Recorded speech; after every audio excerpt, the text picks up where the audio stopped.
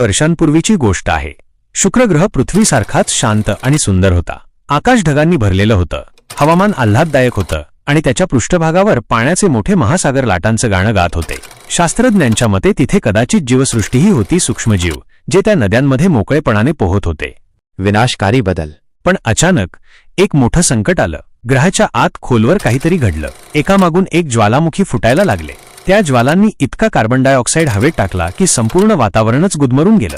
सूर्याची ऊर्जा शुक्राच्या पृष्ठभागावर अडकून पडली आणि उष्णता वाढतच गेली, इतकी की महासागर वाफ होऊन गेले आणि ढगांचा पाऊस कधीच परत आला नाही. आताचं ज्वलंत नरक. आता शुक्र म्हणजे एक तापलेलं नरक आहे. पृष्ठभागाचं तापमान 450 अंश सेल्सिअस आहे. जिथे शिसही वितळून जाईल तिथे प्रचंड दाब आहे, सल्फ्युरिक ॲसिडचे ढग आहेत आणि सतत गरम वारे वाहत असतात. आशेचा किरण, फॉस्फिन वायू.